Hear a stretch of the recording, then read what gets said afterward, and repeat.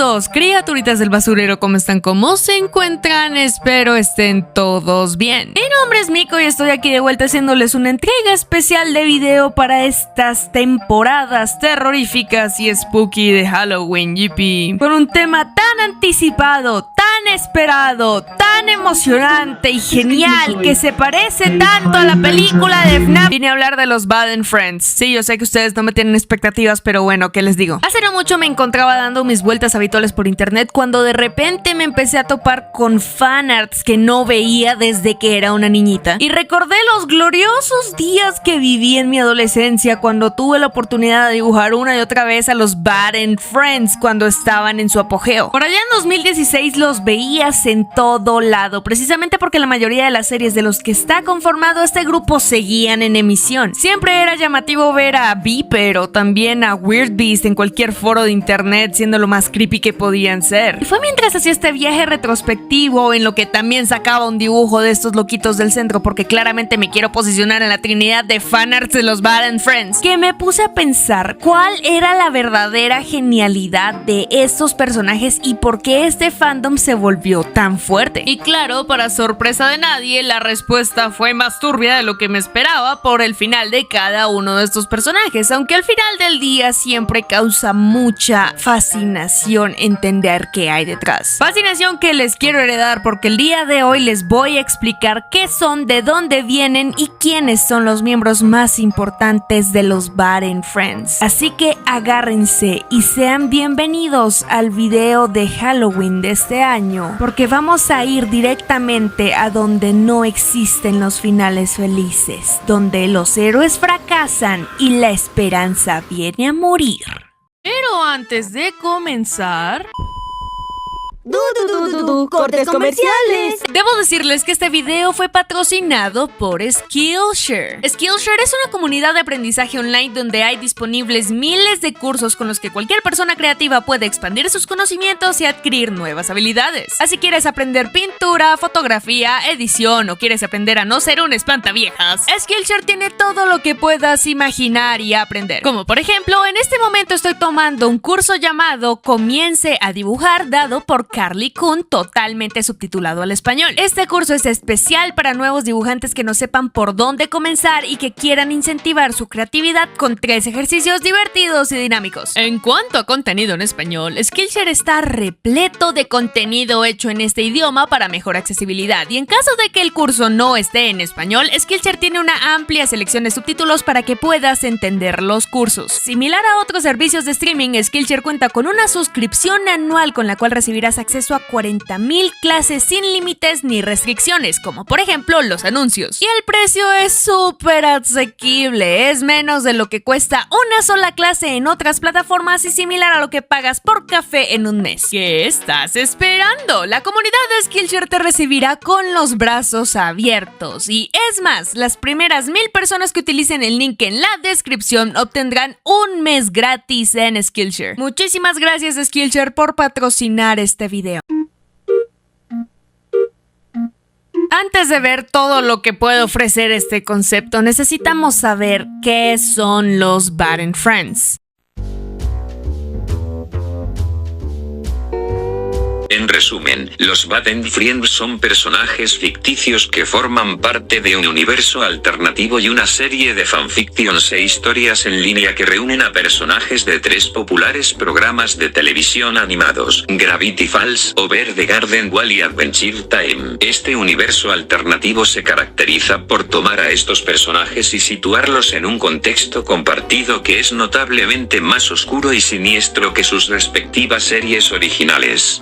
En síntesis, hacerlos atravesar sus malos finales, de donde proviene su nombre de Baden. Nos dice el internet: los Baden Friends fueron uno de los AUs mejor conocidos dentro de la cultura internetera por recopilar los peores finales de las series más populares en su momento. Recogía los aspectos más intrigantes de sus respectivas series y los explotaba al máximo, como por ejemplo Dipper siendo poseído por uno de los mejores villanos de caricatura de forma permanente, Finn de Farmworld viviendo siendo condenado eternamente a la magia de la corona y Weird cayendo ante las garras de la bestia del bosque, consumido por el duelo de su hermano menor. Miles de conceptos que existen como minas de creatividad listas para que los más jóvenes puedan explorar todas sus posibilidades con fanarts, cómics, fanfics y todo el tratamiento clásico de fandom. Este concepto acarreaba muchísima atracción precisamente por su aspecto de crossover, así como en su momento o casi de forma contemporánea otros fandom de crossover lo hacían, por decir algo, al igual que The Origin of the Brave Tangled Dragons, que también ya fueron cubiertos por este canal en otro video que voy a dejar por acá. Pero a pesar de compartir similitudes, debo hacer la acotación de que ambos conceptos son vastamente diferentes por puros principios. Los Baden Friends beben de la corrupción de un personaje, lo peor que le podría pasar, existe desde toda la vida e incluso se intersecta con la concepción de las creepypastas. Incluso podríamos remitirnos al clásico El episodio perdido de Peppa Pig, hasta evidencias más tempranas como anexar un dark exclamación antes del nombre de cualquier personaje. Es decir, el hacer una versión malvada de tus protagonistas para clavarle un giro en la trama a tu historia no es un invento nuevo. Hostia, joder, hermano, en plan holy shit, en plan holy fuck, pero ¿quién eres tú?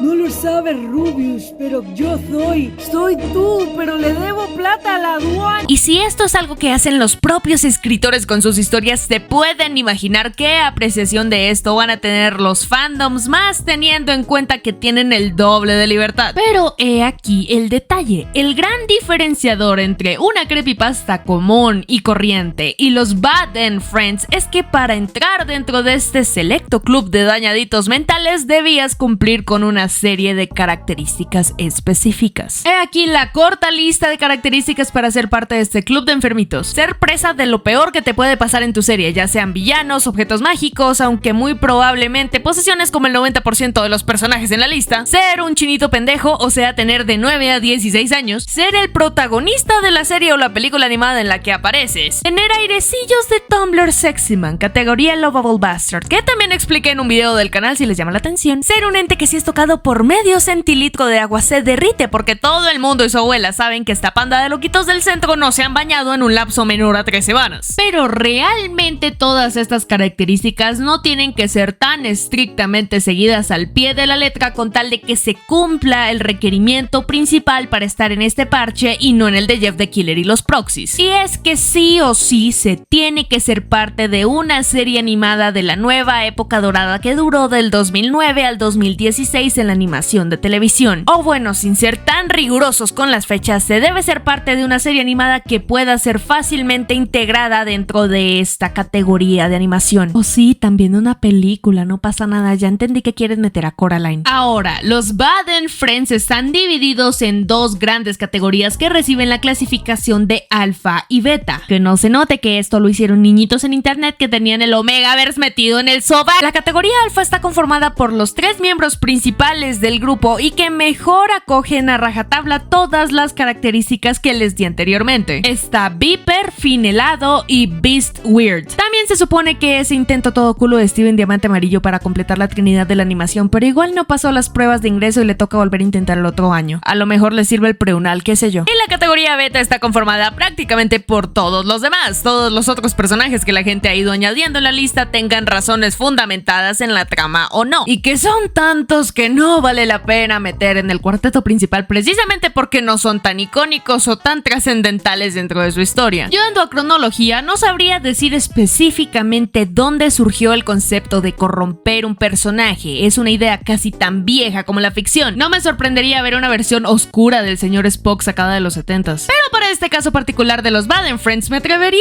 a decir que surgió poco después del estreno de Over the Garden Wall en 2014, cuando casi en simultáneo estábamos viendo cómo todos los elementos se estaban alineando junto al estreno de Sock Opera de Gravity Falls y el episodio de Finn the Human y Jake the Dog de Hora de Aventura. El mayor tiempo de prosperidad para este fandom se dio poco después de su concepción entre los años 2016 y 2019 a lo largo y ancho de todo internet. Era todo un fenómeno que se veía en todos lados y todo espacio de fandom, ya que mucha gente quería que su personaje favorito también hiciera parte de este equipo tan particular. Se veía en YouTube, donde le dieron su propio himno.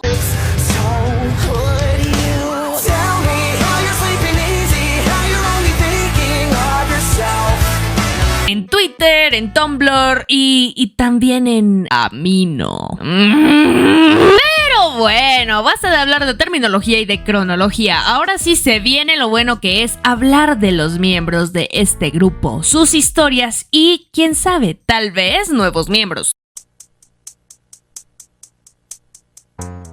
Empezando en forma con las categorías, comencemos de inferior a superior, o sea, vamos a empezar con el grupo beta y los miembros que lo conforman. Nuevamente les recuerdo que los personajes que aparecen en esta categoría no es porque tengan una mala historia de base o que no sean referenciados en su serie original, sino que no logran calificar en el grupo principal de protagonistas, más que todo por la misma recepción del fandom hacia ellos o porque el grupo alfa ya está completo.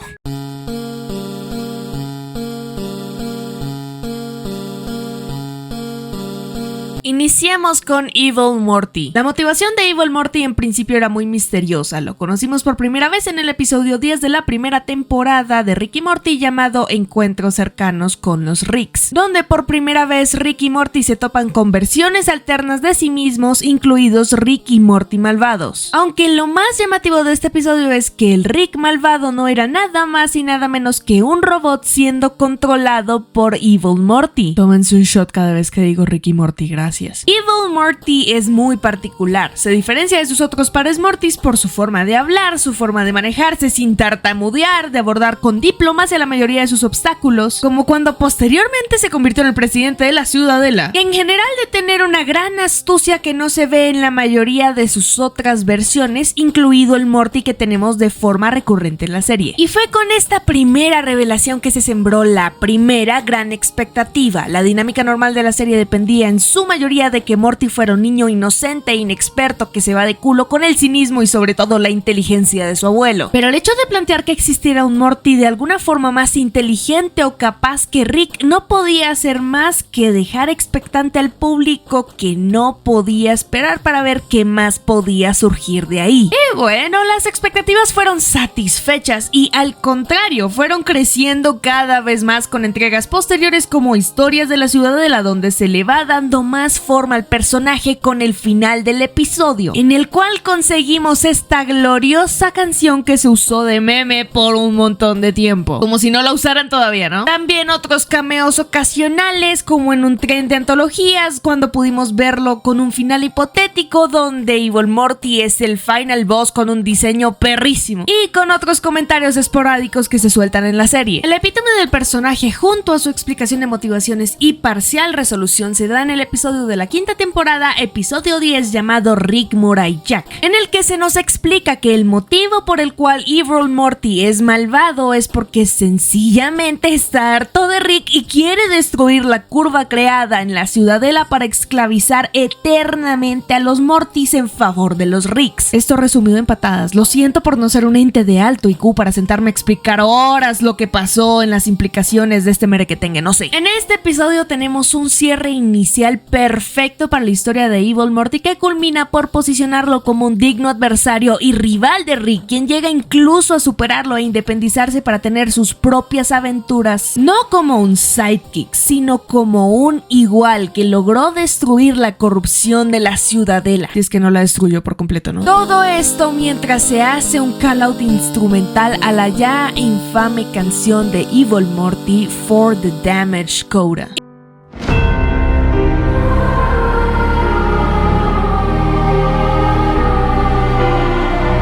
Morty está aquí porque, bueno, depende de a quién le preguntes, puede que lo incluya dentro del grupo alfa o no, dada la popularidad de Rick y Morty como serie dentro del ámbito de la animación. Pero de todas formas, la historia de este Morty, sin duda alguna, se merecía su puesto en este grupo.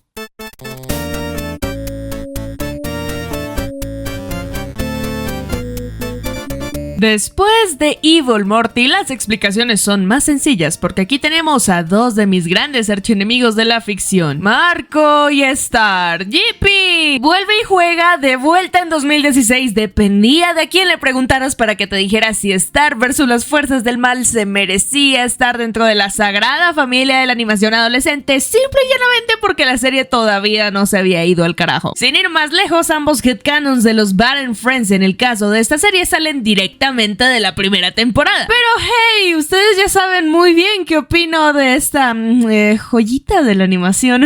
Aunque tampoco puedo tapar el sol con un dedo y decir que este par de bolas no estuvieron dentro de este rollo, así que lo voy a explicar lo más rápido posible. La Mubertistar nace del episodio 11 de la primera temporada llamado Mubertad, y la idea aquí es bastante simple y pues dentro de todo alejada de lo que se convertiría la Mubertad dentro de la serie en temporadas venideras, aunque no culpa al fandom por creer que las siguientes temporadas no son canon. En resumen, consiste en que Star, al entrar en modo berserk por la Mubertad, no logra salir de este estado por su fuerte crush con Marco. Fin, ahí tienes tu Baden friend Star. Y si esta explicación les pareció corta, agárrense porque la de Marco es peor. Resulta, porque me tuvieron que explicar en Twitter, que el Marco demonio sale del episodio del baile de la luna roja, pero no de algo que suceda en el episodio, no de una escena, algún sneak peek, nada. Sale de un frame del episodio donde a Marco se le ven unas alas de demonio en la espalda porque se paró enfrente del elevador demoníaco de Tom. Eso es todo. Ese es el origen. Si no podía ser algo más árido y espório. Pero ok, dejémonos de vainas. Este headcanon nace por el fandom que le gusta a Marco Mariachi y querían una oportunidad de succionar toda la vitalidad al misticismo de la luna roja junto al ideal de todas estas caricaturas, que es tener un protagonista poseído, que en este caso según Idis que era por Tom. Pero hey, el diseño está bonito.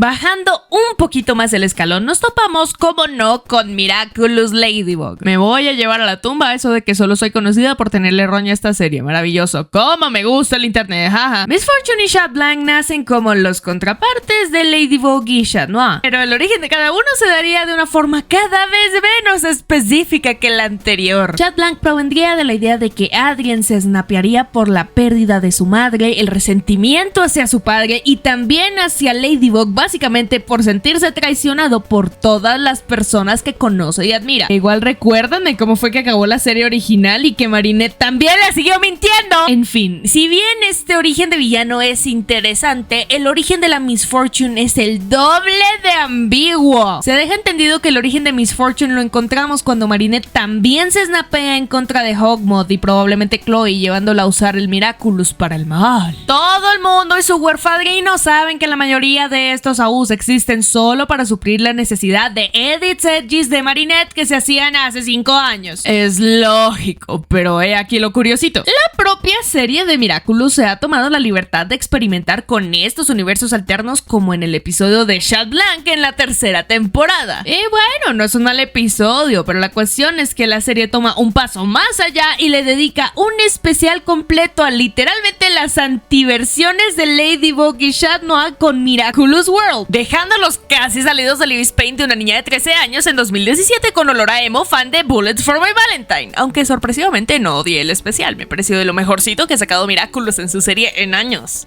En fin, como se imaginarán, hay otra infinidad de personajes que van dentro de esta categoría. Tenemos a Genocide Frisk, a Turbo Keyo, a Birthday Mabel, Brainwash Max, Clarence No Vengas Mañana a la Escuela Timmy, etc. Pero llegó el momento de entrarle al acto principal y de que hablemos de la santa trinidad de los Bad End Friends, la categoría alfa.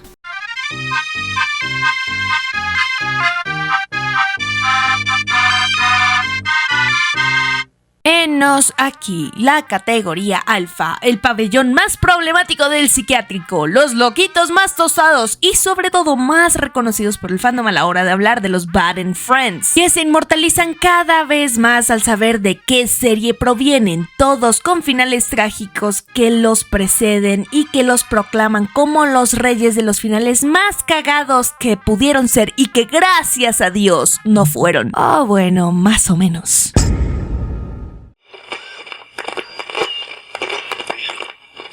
Nuestra historia comienza con un deseo de fin, un deseo desesperado a Prismo para exterminar a la amenaza más grande de U. el Lich, y con este deseo el nacimiento de una nueva línea temporal donde el Lich nunca existió. En esta línea temporal, Finn era tan solo un humano común y corriente, con un perro igual de normal, nada de magia, nada de animales parlantes o dulces vivientes, o eso es lo que pensábamos. Y si no se sabía mucho de la magia, lo que este Finn sí conocía era de problemas gracias a una pandilla que lo amenazaba a él y a su familia. Los padres de Finn le debían dinero a la pandilla de un mafioso llamado Destiny, así que con esto en mente decidieron vender a la mula de la familia a cambio de tranquilidad, aunque las cosas no se iban a solucionar tan fácilmente y mucho menos con solo vender una mula. Por casualidades del mismo destino, Finn se topa con la misteriosa corona helada sobre el ya descompuesto esqueleto de un Simon Petrikov menos afortunado que el de nuestra continuidad normal. Aunque raro no es que a Simon le vaya como las patas, pero eso es un tema para otro video. Esta corona causó fascinación en Finn, se veía valiosa y capaz de sacarlo a él y a su familia de sus problemas con las pandillas. Pero fue ahí que se encontró con una anciana que le advirtió de los peligros de la corona. Y la pregunta era, ¿cómo esta anciana sabía de los peligros de esta corona? Pues porque los vivió en carne propia, debido a que esta anciana es nada más y nada menos que Marceline. Pero bueno, sabemos que Finn no le haría caso a Marceline porque sin malas decisiones no tendríamos historia. Y fue así como las desventuras que carga la corona comenzaron a desencadenar una serie de desgracias que terminaron por hacer que la pandilla de Destiny traicionara a Finn e incendiara la casa donde vivía su familia. Situación que lo llevó a colocarse la corona para salvar a sus padres, perdiéndose a sí mismo en el camino, porque Finn escuchó de las voces en su cabeza que congelara el mundo y así lo hizo.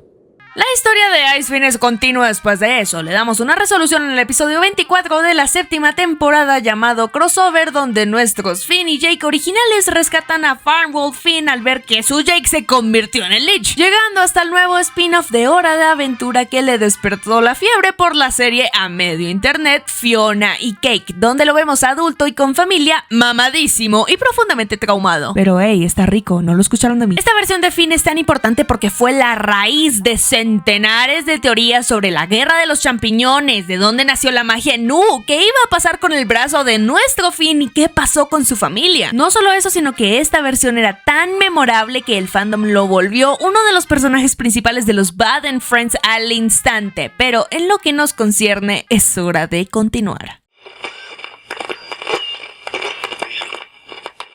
La historia de Over the Garden Wall es muy sencilla. Weird y su hermano están en un bosque misterioso donde solo quieren volver a casa. Se topan con criaturas extrañas que harán su camino cada vez más interesante y místico, con la mirada pesimista de Weird y el infinito optimismo del pequeño Greg, un niño de tan solo 5 años. Aunque de alguna forma ambos siguen ignorantes al verdadero peligro que los acecha, la bestia del bosque. La idea para este universo alterno se crea en el final de la miniserie, cuando Weird descubre que la bestia quiere cobrar el alma de su hermano pequeño, atrapándolo en el bosque y convirtiéndolo en uno de los muchos árboles que acompañan el paisaje bajo su siniestro control. Es entonces que la bestia le propondría un trato a Weird, donde él daría su alma a cambio de la de su hermano y se encargaría de llevar una lámpara con el espíritu de Greg por el resto de la eternidad. Aquí existen dos versiones de la U, una donde en vez de cargar la lámpara, Weird decide convertirse en el sucesor de la bestia, sacrificando su vida para liberar a Greg, así sea condenándose a una vida de sufrimiento, soledad y crueldad, mientras su cuerpo se ve cada vez más consumido por la locura y la madera que terminará por destruirlo al meterse en cada una de sus entrañas. Y otra donde por la misma enajenación de la pérdida de su hermano pequeño, Weird se rinde y sucumbe ante la oscuridad del bosque, convirtiéndose de una u otra forma en la misma bestia.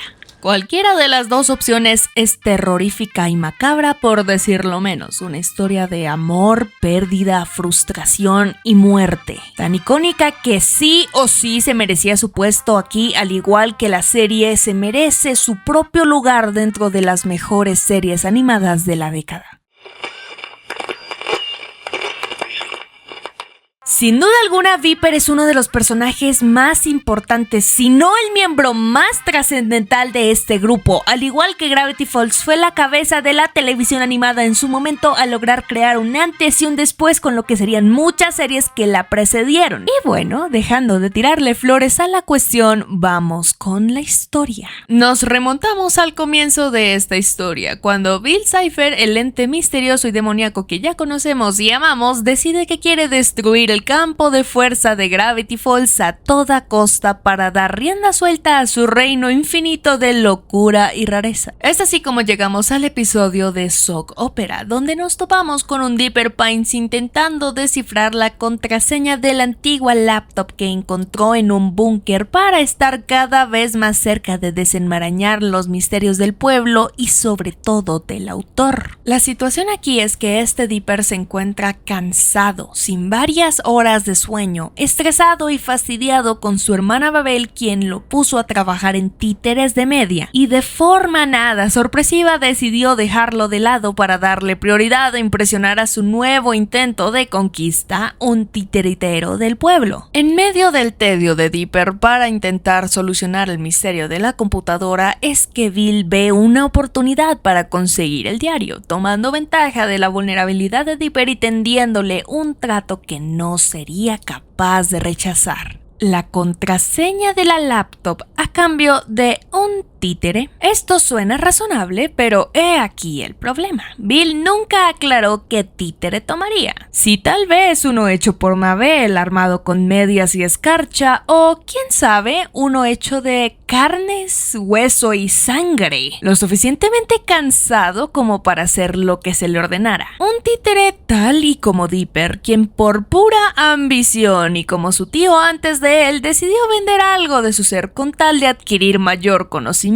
sin saber qué estaba haciendo. Aquí nace Piper, la fusión entre Bill y Dipper con apariencia de niño y con alma de demonio. Traje de cura y ojos amarillentos sin vida que enmascaran una sombría intención detrás de ellos. Un ente tan sombrío, tan macabro y desconcertante que es capaz de firmar los tratos que sean necesarios para conseguir sus objetivos. Lastimosamente, después de Sock Opera no vemos más de Viper. Mabel logra sacar a Bill del cuerpo de Dipper y calabaza todo el mundo para su casa. Pero este primer acto de posesión fue tan trascendental que marcó de manera definitiva un antes y un después en cómo villanizar a un protagonista de ahí en adelante en esta nueva ola de caricaturas, porque de ahí se puede asegurar con fuerza que el 60% de los protagonistas de estas series fueron poseídos por el villano y que el 90% de los personajes que aparecen en los en Friends también corrieron con la misma suerte. Viper juega un rol muy importante en todo este AU, y seamos sinceros, nunca se olvida la primera vez, y menos con un villano tan siniestro como Viper, quien pudo haber seguido yéndose tan al caño que incluso pudimos haber visto a un Bill habitando un cadáver de ahí en adelante. Todo porque no sabe realmente cuáles son los límites humanos que Viper podría soportar. Tétrico, ¿verdad?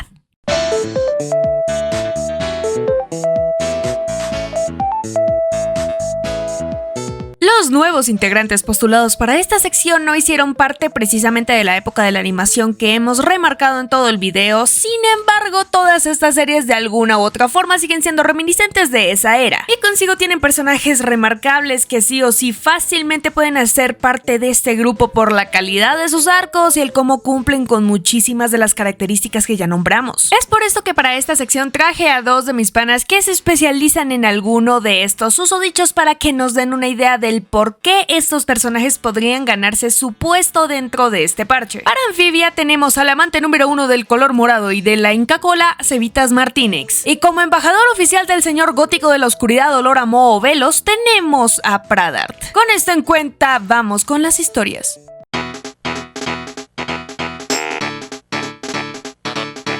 Llegó el turno de hablar de Darcy. Aunque ya han habido spoilers con los otros personajes, no sobra mencionarlo. Y lo digo por experiencia porque apenas me vi la serie este año y no sabía que nada de estos eventos iban a ocurrir. Así que están advertidos. Marcy es una personaje bastante simpática y merece toda la protección del mundo. Es hijita, sin embargo sus acciones algo egoístas no solo llevaron a que todos los eventos de la serie tomasen lugar por querer vivir una fantasía, sino que también es responsable indirecta del conflicto final de la serie por ser algo confianzuda, además de ser la persona perfecta que el rey Andrias necesitaba. La relación entre ambos inició de una forma muy bonita, pero en el fondo siempre había una segunda intención en la mente del rey. En una batalla intensa contra el mismísimo, Anne y los demás intentan escapar, pero en el proceso Andrias termina matando a Marcy en una escena que requirió su propio letrero de advertencia de que lleven a los niños a dormir si no iban a amanecer traumatizados. Sin embargo, este no fue el fin de Marcy, ya que Andrias estuvo conservando su cuerpo y mente para mayores planes. Y fue el usar a la brillante Marcy como un recipiente, un hospedador para el antagonista final de Amphibia, el núcleo o The Core, quien usará el cuerpo de Marcy por buena parte de la temporada final,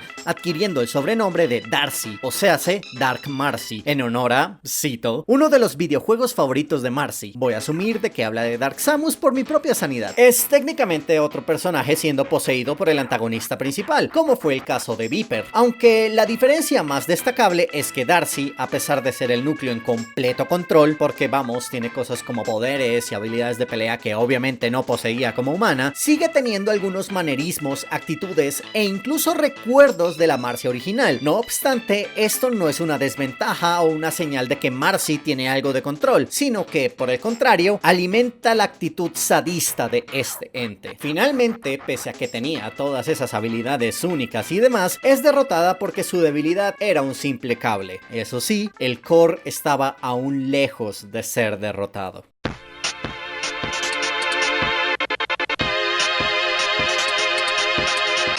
Es bien chistoso como yo siempre salgo de la alcantarilla para hablar de Velos. Después de que Luz y sus amigos apenas se salvaran del genocidio mágico que planeaba hacer el emperador Velos a final de la segunda temporada, el Hexsquad termina atrapado en el mundo humano sin posibilidad de regresar a las Islas Sirvientes, cada uno lidiando con el pendiente de saber si sus amigos o familiares están bien o no, y en el caso específico de Hunter, este por fin está sanando los traumas que le dejó su tío ahora que está a salvo porque Velos terminó bien tieso después de que el coleccionista se liberara, pareciendo que por fin tendrá paz después de tantos años. De no ser porque Hierba Mala nunca muere y Velos logró escapar al mundo humano en forma de slime que cayó de la pared, atormentando psicológicamente al chico y metiéndose en su mente a partir de que Hunter tuvo contacto directo con el slime que quedaba de su tío, todo para conseguir la sangre de titán que se necesitaba para abrir un portal a las Islas Sirvientes, y la cual el grupo estaba a punto de encontrar, controlando poco a poco a Hunter hasta el punto en el que el chico está completamente poseído y pierde por completo autonomía de su cuerpo, creando a Helos, quien realmente es Velos en el cuerpo de Hunter, y el cual pone a Luz y compañía a luchar contra su amigo, siendo lo peor que hace matar a Flapjack, el palismán de Hunter. Realmente no se me hace tan aterrador, en esencia es un anciano puritano de 1600 en el cuerpo de un adolescente con mulet, pero es un buen añadido al trío de carajitos poseídos de series de Disney. Igual el diseño está increíble, podrán decir todo lo que quieran de Velos, pero no pueden negar que tiene muy buen gusto para peinados.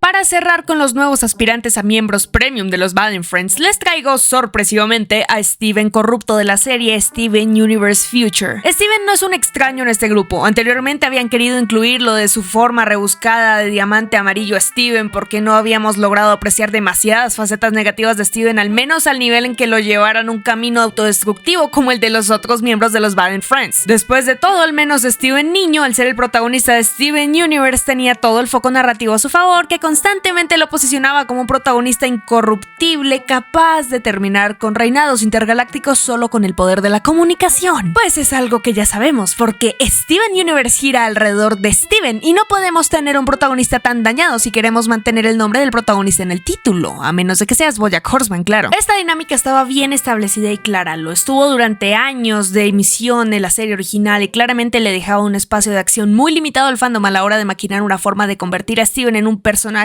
que lo suficientemente corrupto. Al menos para calificar dentro del grupo, a pesar de que también en su momento hizo parte de las ya dichas cabezas de la animación televisiva. Pero al finalizar la serialización llegó Steven Universe Future como un intento de darle una conclusión más satisfactoria a nuestra historia original, y solo con eso se pudo cambiar todo. Steven Universe Future, al menos en teoría, habla de la desmitificación del héroe y la caída de glorificación que vivió Steven por años al ser visto por todo el mundo a su alrededor como el mesías que le daba el poder de liberar a todo un pueblo por la magia que corría por sus venas. Nos topamos con un Steven que por primera vez se encuentra fuera de su rol constante de funcionalidad y ajeno a las relaciones usuales que alguna vez estableció en su vida infantil, que lo único que hicieron en muchos de los casos fue establecerlo como una figura útil más no humana, a pesar de que lo hiciera especial fuera, irónicamente, su humanidad. El Steven de Future se encuentra sin propósito, inquieto por la tranquilidad después de la tormenta, tal y como el niño de guerra en el que se convirtió, que no es capaz de vivir una vida en paz al no sentirse útil para la gente a su alrededor. Es una situación compleja porque nos deja ver que cuando tu vida se convierte en una herramienta para algo tan brutal y pasajero como la guerra, ¿en qué te vas a convertir cuando esta termine? Cuando ya no dependan más de ti después de haber maternado a todo el mundo a tu alrededor, cuando se supone que ellos debieron haberlo hecho contigo, cuando tus relaciones ya no puedan depender más de un concepto transaccional. La guerra y el conflicto constantemente requieren de la despersonalización, de dejarse de lado y priorizar la situación que día tras día parece más de vida o muerte, haciendo que se olviden constantes tan fundamentales en la persona como su propia salud mental y física. Así se relata la historia desde el más insignificante soldado hasta el caudillo más importante de la revolución. Pero lo que no se habla es que después de que se va la nube, lo único que queda atrás eres tú y los problemas que intentaste ocultar debajo del tapete en nombre de algo más grande. El camino de Steven en Future es constante realización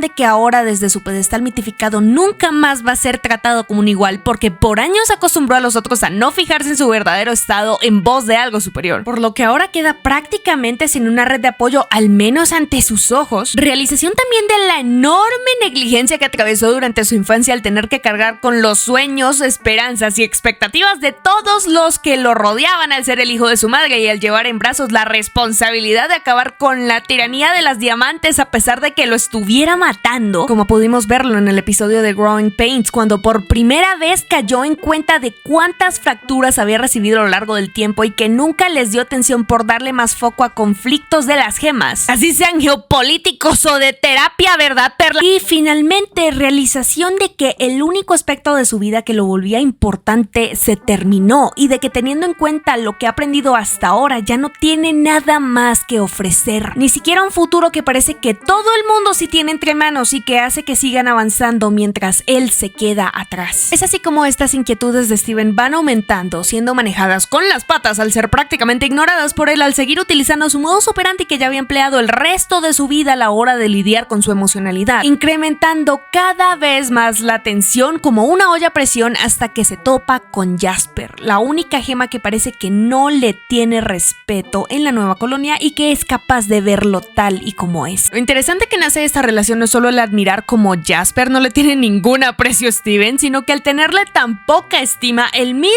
Steven puede darse cuenta de cómo Jasper tampoco tiene ninguna expectativa sobre él, prejuicio o aspiración. Es la única que realmente lo ve sin pretensiones, la única red de apoyo realista de Steven por el momento y la que de la forma más desafortunada lo lleva a aprender a copiar de sus problemas a través de los puños y la violencia como una sesión de Jim Bros. Por eso existe el Gigacha de Steven, en fin. Puede que esto funcione temporalmente, pero entre más intenso se vuelva, más riesgo hay de quemarse, o mejor dicho, de quebrarse. Es así como comienza la rápida caída en espiral de Steven. Se criminaliza a sí mismo por exteriorizar sus sentimientos porque al hacerlo fue capaz de, en esencia, matar a la única persona que lograba comprenderlo, y a pesar de que el problema haya sido la forma en la que estaba copiando, este asimila conclusiones espantosas, como el no poder hablar nunca más de lo que le pasa en la cabeza y darse cuenta de que el héroe que había sido alguna vez ya no existía porque se había convertido en un monstruo. Es con esto que nace Steven corrupto, un kaiju enorme y destructivo que no escucha razón de nadie al estar tan absorto en su mundanidad, en errores, en el nuevo objetivo que surge al culminar el camino del elegido, que comúnmente no repara en las heridas del pobre diablo que acaba en este papel, porque después de todo, el elegido al final del día, por más importante que sea, no deja de ser más que un arma de la revolución que lo necesite. Lo más irónico de esto es que fácilmente Steven sería el más poderoso de todos los Baden Friends, a pesar de ser el que más se sale de las normas del principio. Steven no es un Tumblr sexy man, al menos el Kaiju, veremos qué pasa con el Gigachat. No es presa de ningún villano en particular y no es poseído por nadie más que no sean sus propios sentimientos de los que acaba siendo rehén al puro estilo clásico de Steven Universe y sus mamadas emocionales. Y sí, es muy chistoso que la serie de la terapia online y las canciones sanadictadores sea la que al final acabe con un personaje Kaiju mamadísimo que se merecía una pelea épica con mechas que en vez de un abrazo curador, pero bueno, tampoco es que se me ocurra una mejor manera de acabar con el conflicto de Steven y también estoy aquí presente para disfrutar toda la ironía del caso. Y bueno, es 1000 veces mejor que la mamada del Steven amarillo, lo dejo ahí. En la vida me vuelvo a tirar más de 5 minutos explicando Steven Universe Future. ¡Chao!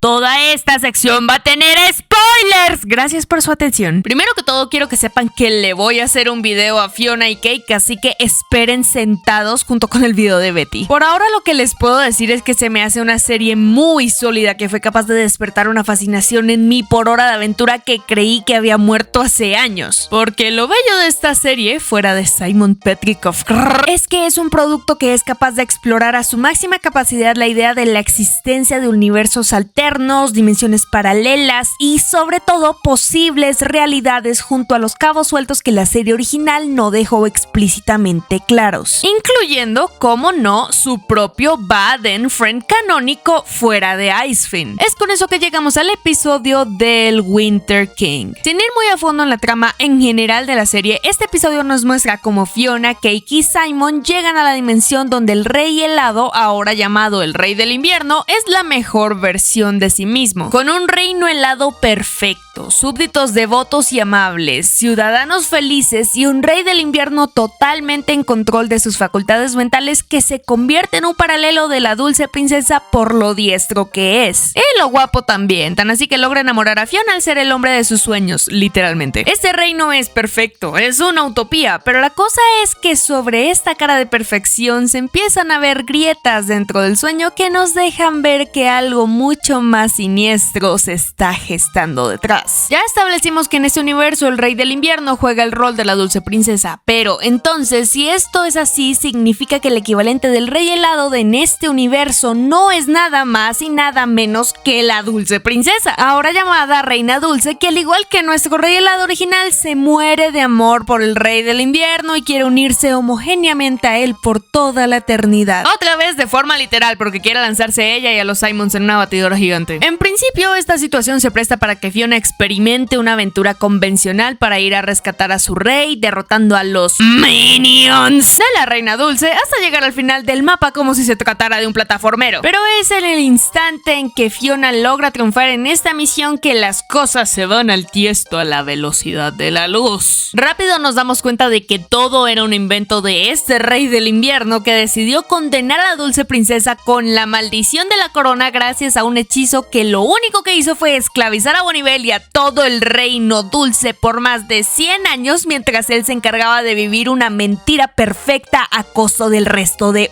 Las cosas en este episodio se van al choto y rápido, se vuelven turbias en menos de un parpadeo y la verdad es que a todos nos deja preguntándonos cuál fue la motivación de Simon en este universo para hacer una bestialidad así. Ya vimos que Betty no le era de importancia aquí como para cometer atrocidades de este tipo, entonces, ¿qué fue lo que pasó? Bueno, si se fijan bien en el fondo, logran ver esta pequeña Marceline de hielo por aquí, ¿sí? Bueno, esta Marceline de hielo existe por la teoría de que nuestra Marceline murió en la guerra de los champiñones y que eso llevó a un nivel de locura tan paila a Simon que lo volvió cínico, maquiavélico y apático, al nivel de deshacerse de su hechizo de formas poco éticas con tal de tener a Marceline de vuelta con él. Esto a todas luces es un Baden Friend, cumple con todas las características de la lista, menos la de la edad, pero sobre todo con lo del Tumblr Sexy Man. Y en su universo nos deja ver lo jodido que se convertiría el Rey Helado si terminara en el peor final posible, que incluso lo deja en un sitio más horrible que en los otros universos donde murió con más facilidad. También